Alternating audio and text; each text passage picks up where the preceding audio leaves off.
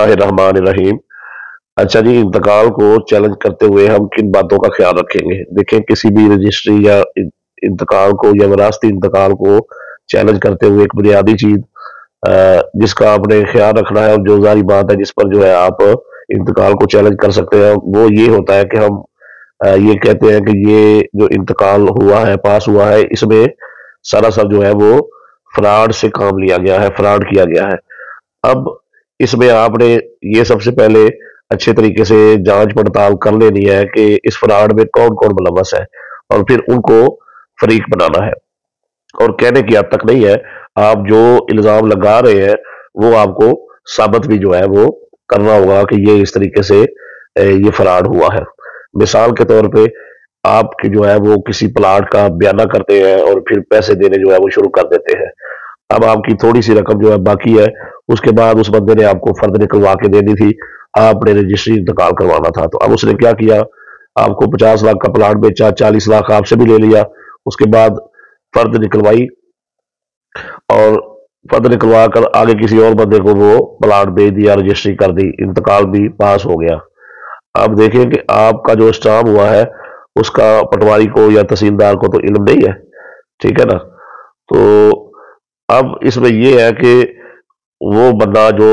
Plot cell कर रहा है उसने आपके साथ फराड किया है। तो अब अदालत में ये प्रूफ करना आपकी जिम्मेदारी है कि ये गवाहान है, इनके रूबरू मैंने बयाना दिया, फलां जो स्टाम्प फरोश है वहां पर जाकर हमारा स्टाम्प हुआ, ये फर्द बराए बयाना जो है वो साथ लगी है, ये इतने लाख मैंने इसके अकाउंट में ट्रांसफर किया, ये इतने लाख का मैंने इसको ड्राफ्ट बना के दिया, ये इतने लाख जो है वो कैश की सूरत में दिया, और जब कैश की सूरत में दे रहा था ये गवाहान थे, इतनी अमाउंट चली गई है, बाकी ये है। तो उससे पहले इसने मेरे खिलाफ जो है वो फ्रॉड किया है और ये आगे इसने रजिस्ट्री कर दी है। तो वो इंतकाल आपका चैलेंज होगा और वो कैंसिल भी होगा, और इंशाल्लाह ताला आप चूंकि पहले खरीदार है वो जगह आपको मिलेगी। इसी तरीके से अगर कोई विरासत का इंतकाल है और उसमें जो है आपके साथ फ्रॉड किया गया है, आपके बहन भाई ने जानबूझकर आपका नाम छुपाया है, कोई मसला पैदा कर दिया गया है, तो उसमें भी आपने जो है वो सारे सबूत इकट्ठे करने हैं और फिर उस इंतकाल को चैलेंज करना है, उसमें भी आपको हक मिलेगा। मतलब कोई भी इंतकाल है जिसमें आपको लगता है, किसी इंतकाल में आपको लगता है पटवारी और तहसीलदार मुलव्वस है और आपने कोई जगह सेल ही नहीं की है, लेकिन आपके नाम पर एक जाली फर्द तैयार करके, आपके नाम का जाली बंदा तैयार करके आगे रजिस्ट्री कर दी गई है, इंतकाल कर दिया गया है, तो ऐसी सूरत में आपको वो महकमे के तमाम लोग जो है, अगर कंप्यूटर सेंटर से फर्द निकली हुई है तो वहां पर मैं ये नहीं कहता कि 100% चीजें क्लियर हो गई है, लेकिन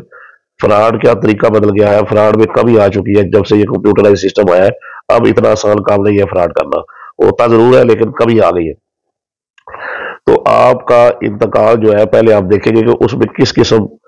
का जो है आपके साथ मसला पेश आया, क्या नुकसान हुआ है, वो अच्छे से जांच पड़ताल करके उस हिसाब से उसको चैलेंज करें। इंशाल्लाह ताला आपको आपका जो है वो जरूर मिलेगा।